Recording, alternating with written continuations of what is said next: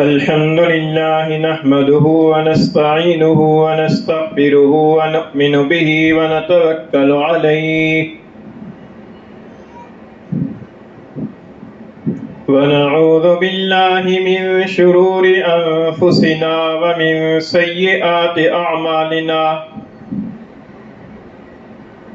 من يهده الله فلا مضل له ومن يضلله فلا هادي له ونشهد أن لا إله إلا الله وحده لا شريك له ونشهد أن سيدنا وسندنا وحبيبنا وحبيب ربنا ومولانا ونبينا محمدا عبده ورسوله وصلى الله تعالى عليه وعلى آله وأصحابه وبارك وسلم تسليما كثيرا كثيرا أما بعد فأعوذ بالله من الشيطان الرجيم بسم الله الرحمن الرحيم لقد من الله على المؤمنين إذ بعث فيهم رسولا من أنفسهم يتلو عليهم آياته ويزكيهم ويعلمهم الكتاب والحكمة وإن كانوا من قبل لفي ضلال مبين وقال النبي صلى الله عليه وسلم لا يؤمن أحدكم حتى أكون أحب إليه من والده وولده والناس أجمعين وقال النبي صلى الله عليه وسلم لا يؤمن أحدكم حتى يكون هواه تبعا لما جئت به أو كما قال رسول الله صلى الله عليه وسلم صدق الله مولانا العظيم وصدق رسوله النبي الكريم ونحن على ذلك لمن الشاهدين والشاكرين والصلاة والسلام على سيد الأنبياء والمرسلين والحمد لله رب العالمین۔ گرامی قدر سامعین، اسلامی سال کا تیسرا مہینہ ربیع الاول کا مہینہ چل رہا ہے۔ ربیع الاول کے مہینے کو یہ شرف حاصل ہے کہ اس مہینے میں حضور سرور دو عالم صلی اللہ علیہ وسلم کی ولادت باسعادت ہوئی ہے۔ دو باتوں پر تو اتفاق ہے۔ ایک اس بات پر تمام سیرت نگاروں کا اور مورخین کا اتفاق ہے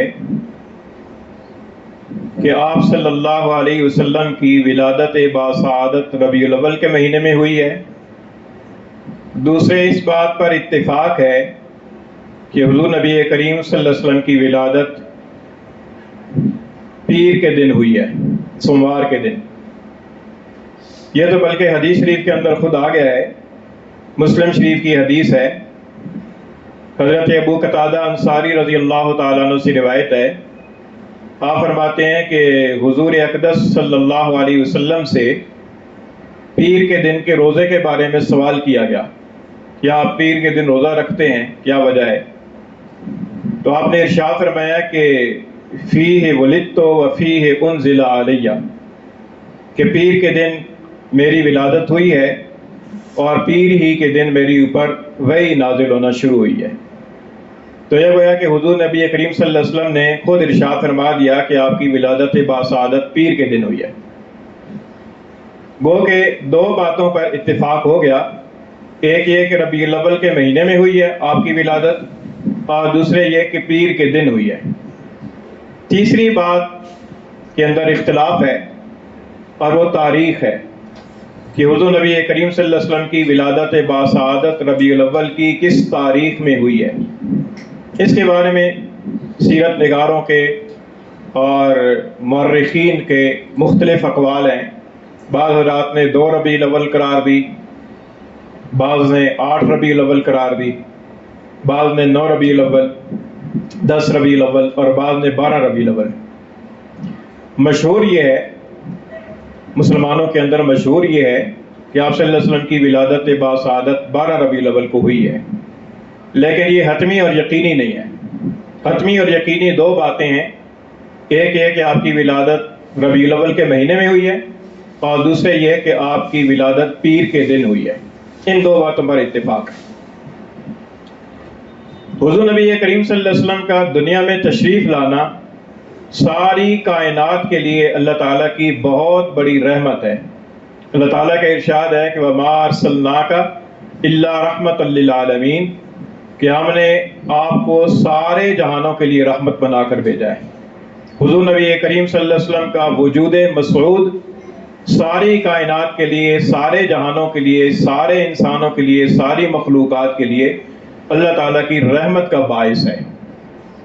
اور حضور نبی کریم صلی اللہ علیہ وسلم کا تذکرہ کرنا، آپ صلی اللہ علیہ وسلم کا ذکر خیر کرنا، یہ بھی برکتوں کا باعث ہے، خیرات کا باعث ہے، نیکی کا باعث ہے، ثواب کا باعث ہے۔ نہ صرف یہ کہ حضور نبی کریم صلی اللہ علیہ وسلم کی ولادت کا تذکرہ کرنا، بلکہ آپ کی ولادت کا تذکرہ کرنا بھی باعث برکت ہے، آپ کی جوانی کا تذکرہ کرنا بھی باعث برکت ہے، آپ کی ادھیڑ عمر کا تذکرہ کرنا بھی باعث برکت ہے، آپ کی عبادات کا تذکرہ کرنا، آپ کی معاشرت کا تذکرہ کرنا، آپ کی سیرت کا تذکرہ کرنا، آپ صلی اللہ علیہ وسلم کے اور حالات کا تذکرہ کرنا، یہاں تک کہ علماء کرام نے لکھا ہے کہ جن چیزوں کا حضور کے ساتھ تعلق اور نسبت ہے ان چیزوں کا تذکرہ کرنا بھی خیر سے خالی نہیں ہے، جیسے صحابہ کرام کا تذکرہ کرنا، جیسے دین اسلام کے احکام کا تذکرہ کرنا، کیونکہ حضور نبی کریم صلی اللہ علیہ وسلم کے تشریف لانے سے ہی تو ہمیں یہ ساری عبادات کا طریقہ پتہ چلا ہے۔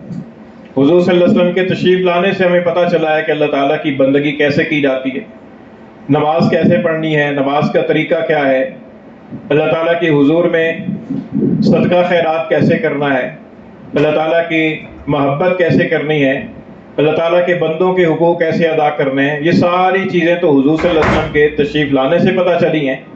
تو اس لیے اگر کسی مجلس کے اندر، کسی محفل کے اندر قرآن مجید کی آیات کریمہ کی تلاوت ہو رہی ہے تو وہ بھی بالواسطہ حضور کا ذکر ہے، کیونکہ حضور پر ہی قرآن مجید نازل ہوا اور حضور نبی کریم صلی اللہ علیہ وسلم کے واسطے سے اللہ کا کلام ہم تک پہنچا۔ اور اگر کسی مجلس اور محفل کے اندر حضور نبی کریم صلی اللہ علیہ وسلم کی احادیث پڑھی اور پڑھائی جا رہی ہیں تو وہ بھی حضور کا تذکرہ ہے، کیونکہ حضور ہی کے فرامین ہیں۔ اور اگر کسی محفل اور مجلس کے اندر حضور نبی کریم صلی اللہ علیہ وسلم کی سیرت پڑھی جا رہی ہے اور پڑھائی جا رہی ہے تو وہ بھی حضور کا تذکرہ ہے۔ اسی طریقے سے صحابہ کرام کے حالات پڑھے اور پڑھائے جا رہے ہیں تو وہ بھی حضور کا تذکرہ ہے۔ اللہ تعالیٰ کی عبادات کا طریقہ کسی محفل کے اندر بیان کیا جا رہا ہے تو وہ بھی بالواسطہ حضور کا تذکرہ ہے۔ اس لیے کہ یہ ساری چیزیں جو ہے نا یہ حضور کے تشریف لانے سے اور آپ کی قدموں کی برکت سے ہم لوگوں کو نصیب ہوئی ہیں۔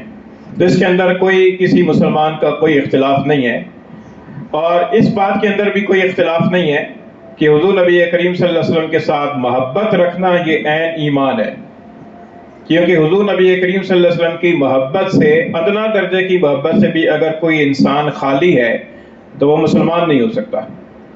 حضور نبی کریم صلی اللہ علیہ وسلم کا اپنا ارشاد گرامی ہے، فرمایا کہ لا یؤمن احدکم حتی اکون احب الیہ من والدہ وولدہ والناس اجمعین، کہ تم میں سے کوئی شخص اس وقت تک مومن نہیں ہو سکتا جب تک کہ میں اسے، اس کے والد، اس کی اولاد اور سارے لوگوں سے زیادہ پیارا نہ ہو جاؤں۔ ساری انسانیت سے زیادہ، ساری چیزوں سے بڑھ کر جب تک دل کے اندر حضور کی محبت نہ ہوگی تو ایمان کامل نہیں ہو سکتا۔ تو حضور نبی کریم صلی اللہ علیہ وسلم کے ساتھ محبت رکھنا یہ بھی عین ایمان کا حصہ ہے، اس کے اندر بھی کوئی اختلاف نہیں ہے۔ نقطہ اختلاف یہ ہے کہ حضور نبی کریم صلی اللہ علیہ وسلم کی تعلیمات کے مطابق آپ کی محبت دل کے اندر پیدا کرنا یہ چاہیے، یا حضور نبی کریم صلی اللہ علیہ وسلم کی تعلیمات سے یکسر ہٹ کر اپنی خواہشات کے مطابق حضور کی محبت کا دم بھرا جائے، حضور کی محبت کا اظہار کیا جائے، اختلاف اس میں ہے۔ اور دوسری حدیث جو میں نے آپ کے سامنے پڑھی ہے اس کے اندر حضور نے فرمایا کہ لا یؤمن احدکم، تم میں سے کوئی شخص اس وقت تک مومن نہیں ہو سکتا حتی یکون ہواہ تبعا لما جئت بہ، یہاں تک کہ اس کی خواہشات میری لائی ہوئی شریعت کے تابع ہو جائیں۔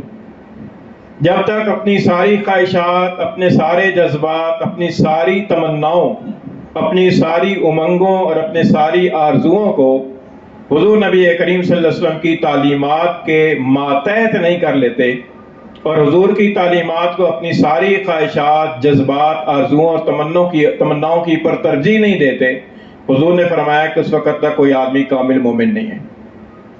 تو اس بات کی ضرورت ہے کہ ہمیں حضور نبی کریم صلی اللہ علیہ وسلم کے ساتھ سچی محبت ہمارے دلوں میں ہونی چاہیے۔ محبت ایک قلب کا فعل ہے، دل کا فعل ہے۔ یہ محبت کوئی ہاتھوں پاؤں کا فعل نہیں ہے۔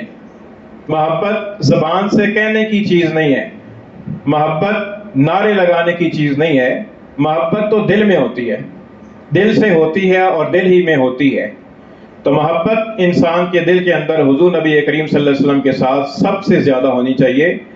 ہمیں اپنے دلوں کے اندر حضور نبی کریم صلی اللہ علیہ وسلم کی سچی محبت پیدا کرنی چاہیے۔ اس پیدا کرنے کا طریقہ کیا ہے؟ اللہ تعالیٰ کا ارشاد ہے، قُلْ إِن كُنتُمْ تُحِبُّونَ اللَّهَ فَاتَّبِعُونِي، آپ ان سے فرما دیجئے کہ اگر تم اللہ سے محبت رکھتے ہو تو میری پیروی کرو۔ تو حضور نبی کریم صلی اللہ علیہ وسلم کی محبت کا جو تقاضا ہے وہ تقاضا یہ ہے کہ حضور کی پیروی کی جائے، حضور نبی کریم صلی اللہ علیہ وسلم کی سیرت کے مطابق، آپ کے اسوہ حسنہ کے مطابق اپنی زندگی کو گزارا جائے۔ یہ حضور نبی کریم صلی اللہ علیہ وسلم کے ساتھ سچی محبت کا ایک تقاضا ہے۔ لیکن بدقسمتی ہے، بدقسمتی سے جس طرح دین کے اور احکام کے اندر ہمارے ہاں بہت ساری رسومات داخل ہو گئی ہیں، اور بہت ساری رسومات کے داخل ہو جانے کی وجہ سے اصل جو حکم ہے شریعت کا، اس حکم کے اندر بگاڑ پیدا ہو گیا ہے ہماری اپنی کوتاہیوں کی وجہ سے۔ اسی طریقے سے اس معاملے کے اندر بھی ہم بگاڑ اور فساد کا شکار ہو گئے ہیں۔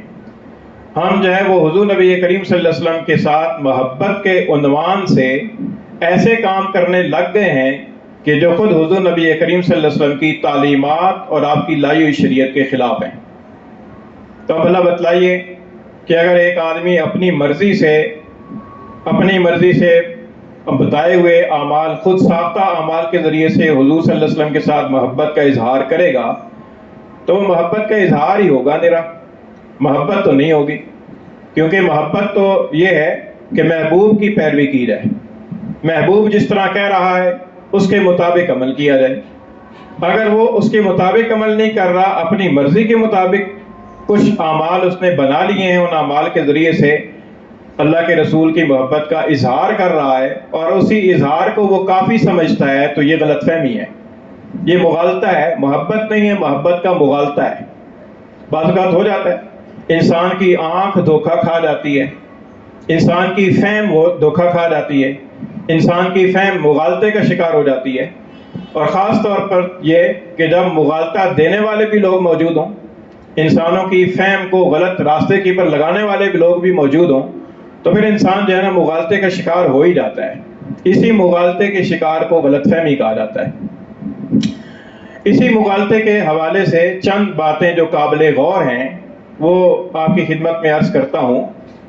ان باتوں کے بیان کرنے سے مقصود خدا نخواستہ اختلاف پیدا کرنا یا پہلے سے موجود اختلاف کو ہوا دینا یا انتشار پیدا کرنا ہرگز مقصود نہیں ہے، بلکہ مقصود صرف یہ ہے کہ ان نقطوں کی پر، ان باتوں کی پر ہم تھوڑا غور کریں، توجہ کریں اور غور و فکر کر کے ہم سمجھنے کی کوشش کریں کہ ہم جو کچھ کر رہے ہیں 12 ربیع الاول کی تاریخ میں، آیا یہ ہم ٹھیک کر رہے ہیں یا غلط کر رہے ہیں؟ اگر غلط کر رہے ہیں تو ان کی اصلاح کرنی چاہیے۔ تو اس حوالے سے چند باتیں آپ کی خدمت میں عرض کرتا ہوں۔ سب سے پہلی بات تو یہ ہے کہ ہمیں جو بھی تعلیمات اور احکام شریعت کے معلوم ہوئے ہیں وہ حضور نبی کریم صلی اللہ علیہ وسلم کی وساطت سے اور آپ صلی اللہ علیہ وسلم کی تعلیمات سے ہی پتہ چلے ہیں۔ حضور نبی کریم صلی اللہ علیہ وسلم کو جب نبوت ملی، جب نبوت کا اعلان آپ نے فرمایا ہے، نبوت ملنے کی بات نہیں، جب آپ کو نبوت کا آپ نے اعلان فرمایا، اظہار فرمایا، 40 سال کی عمر ہو جانے کے بعد آپ کی پر سب سے پہلی وہی غار حرا کے اندر آتی ہے، اقرأ بسم ربک الذی خلق، سورہ علق کی پہلی 5 آیات۔ حضور نبی کریم صلی اللہ علیہ وسلم نے اپنی نبوت کا اعلان فرمایا اور لوگوں کو دعوت اللہ کا کام شروع کیا۔ اس وقت سے لے کر حضور نبی کریم صلی اللہ علیہ وسلم کے وصال فرمانے تک آپ صلی اللہ علیہ وسلم کی جو عمر مبارک ہے وہ 23 سال ہے۔ کل عمر مبارک آپ صلی اللہ علیہ وسلم کی 63 سال ہے۔ 40 سال کی عمر ہو جانے کے بعد آپ نے نبوت کا اعلان فرمایا، اس کے بعد 23 سال تک آپ اس دنیا فانی کے اندر بنفس نفیس تشریف فرما رہے۔ اس 23 سالہ عرصے کے اندر قرآن مجید کی آیات تھوڑی تھوڑی کر کے نازل ہوتی رہیں۔ حضور نبی کریم صلی اللہ علیہ وسلم نے اپنے ارشادات کے ذریعے، اپنے عمل کے ذریعے رہتی دنیا تک آنے والے، قیامت تک آنے والے سارے انسانوں کی رہنمائی کے لیے مسلمہ اصول بیان فرمائے۔ اپنے عمل سے بھی، اپنے ارشادات سے بھی ایسے اصول فرمائے، کیونکہ ہمارا ایمان ہے کہ آپ صلی اللہ علیہ وسلم قیامت تک کے لیے نبی ہیں۔ اب کوئی نیا نبی نہیں آنے والا، آپ خاتم الانبیاء ہیں۔ تو آپ صلی اللہ علیہ وسلم کے پیش نظر یہ تھا کہ اس 23 سالہ عرصے کے اندر ایسی تعلیم پہنچ جائے کہ قیامت تک کے لیے جتنے بھی حالات متغیر ہوں، جتنے بھی حالات تبدیل ہوں، جتنی قومیں پیدا ہوں، جتنی نسلیں آئیں، جتنے زمانے آئیں، سارے انسانوں کے لیے ہدایت کا سامان موجود ہو، کیونکہ اور کسی نبی نے آنا نہیں ہے۔ تو آپ یہ دیکھیے کہ حضور نبی کریم صلی اللہ علیہ وسلم کا کتنا بڑا معجزہ ہے کہ عمر مبارک یعنی تبلیغ کا جو وقت اور زمانہ ملا ہے وہ کتنا ہے؟ 23 سال۔ اور وہ امت کتنی زمانے کے اوپر پھیلی ہوئی ہے؟ صدیوں کے اوپر پھیلی ہوئی امت ہے۔ اب اندازہ لگائیے کہ اب 1447 ہجری شروع ہوا ہے، حضور نبی کریم صلی اللہ علیہ وسلم کو دنیا سے وصال فرمائے ہوئے 1437 سال گزر چکے ہیں۔ 1437 سال یہ ہو گئے، اور معلوم نہیں کہ کتنے زمانے اور آئیں گے، کتنے تغیرات آئیں گے۔ آج ہم دیکھتے ہیں کہ 50 سال کے اندر کتنی تبدیلیاں آ گئی ہیں، کتنے تغیرات آ گئے ہیں۔ 50 سال پہلے کیا زمانہ تھا، 100 سال پہلے کیا زمانہ تھا، اور ہم سے 50 سال بعد کیا زمانہ ہوگا، کتنی ترقی ہو جائے گی، کتنی چیزیں نئی نئی آ جائیں گی۔ لیکن سب کے احکام حضور نبی کریم صلی اللہ علیہ وسلم کی تعلیمات میں اور قرآن میں موجود ہیں، اصولی انداز کے اندر۔ تو یہ دیکھیے کہ حضور نبی کریم صلی اللہ علیہ وسلم کے پیش نظر یہ ساری چیزیں تھیں، لیکن آپ نے اس 23 سالہ زمانہ نبوت کے اندر بہت ساری تعلیمات ارشاد فرمائی ہیں، اپنے زبان مبارک سے بھی اور اپنے عمل سے بھی۔ ساری چیزوں کو محدثین نے محفوظ کیا ہے سندوں کے ساتھ۔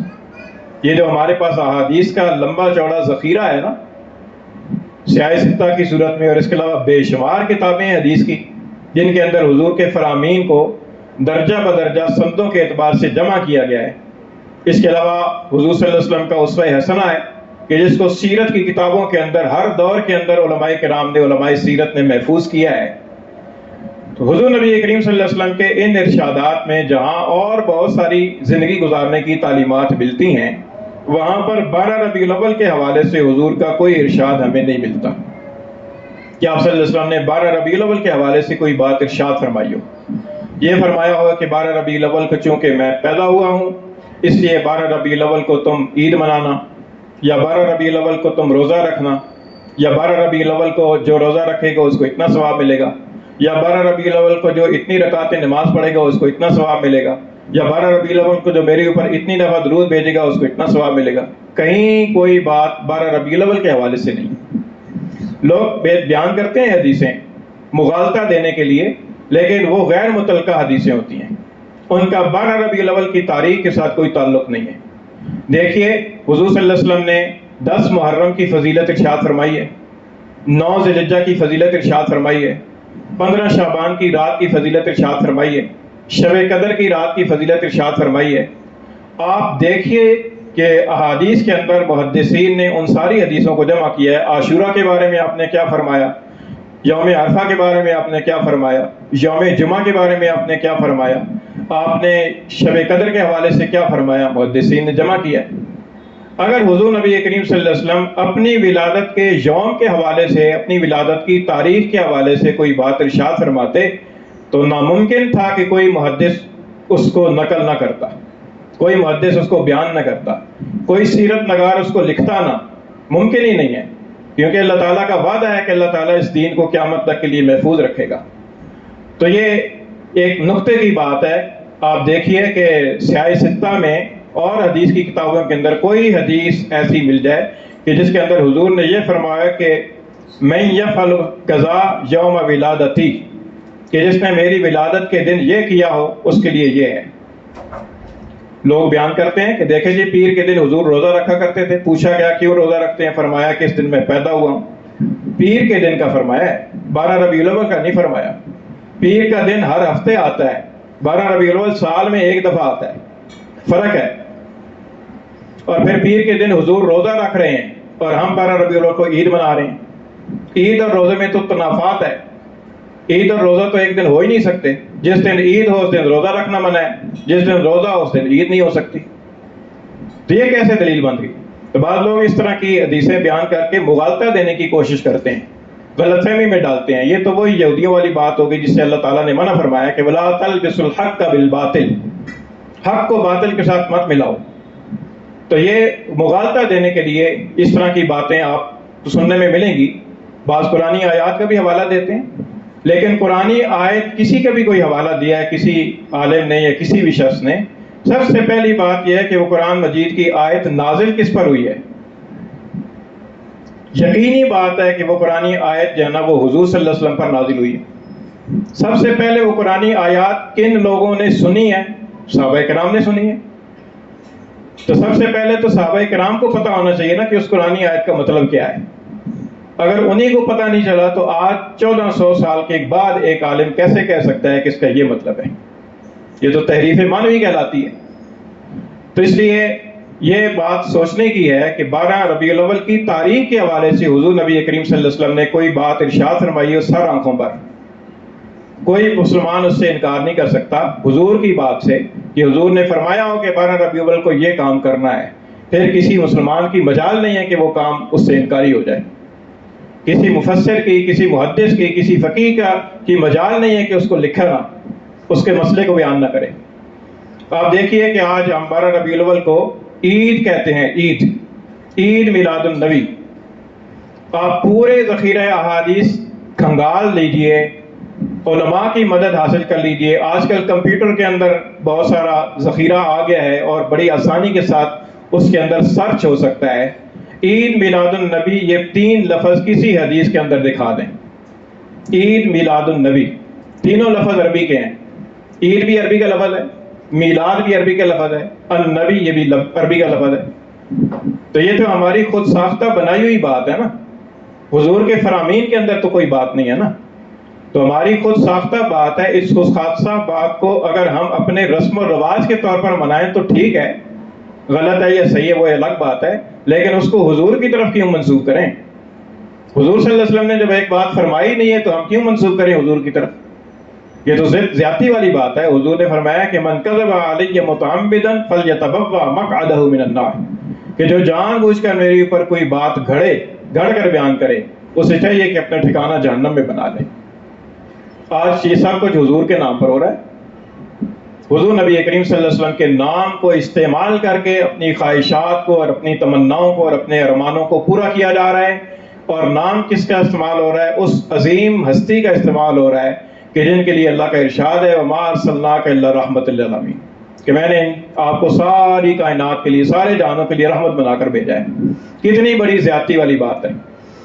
اچھا، پھر عید کے حوالے سے ہمیں اسلام کے اندر حضور صلی اللہ علیہ وسلم کی تعلیمات سے پتہ چلا کہ عید 2 ہیں مسلمانوں کے لیے، عید الفطر اور عید الاضحیٰ۔ حضور کے تشریف لانے سے پہلے یا حضور تشریف نہ لاتے تو ہمیں کہاں پتہ چلتا کہ عید یکم شوال کو منائی جاتی ہے یا عید 10 ذی الحجہ کو منائی جائے گی؟ ہمیں کہاں پتہ چلتا؟ ہمیں تو یہ سارا حضور کے تشریف لانے سے پتہ چلا ہے کہ عید الفطر جو ہے نا وہ یکم شوال کو ہوگی اور عید الاضحیٰ جو ہے وہ 10 ذی الحجہ کو ہوگی۔ اب یہ عید کے جو دن ہیں یہ چونکہ ثابت شدہ ہیں، اس لیے ان عید کے دنوں کے حوالے سے تعلیمات محدثین نے بھی جمع کی ہیں، فقہا نے بھی جمع کی ہیں۔ محدثین میں آپ بخاری اٹھا کر دیکھ لیں، مسلم اٹھا کر دیکھ لیں، کوئی حدیث کی کتاب اٹھا کر دیکھ لیں، اس میں آپ کو ابواب العید مل جائیں گے۔ اس کے اندر حضور کا عمل مل جائے گا کہ حضور نے عید الفطر کے دن کیا عمل کیا۔ نماز کے لیے تشریف لے گئے، نماز سے پہلے آپ نے کچھ کھایا، آپ نے کھجور کھائی، کھجور تناول فرمائی، پھر آپ تشریف لے گئے۔ عید کے دن آپ نے غسل کیا، مل جائے گا۔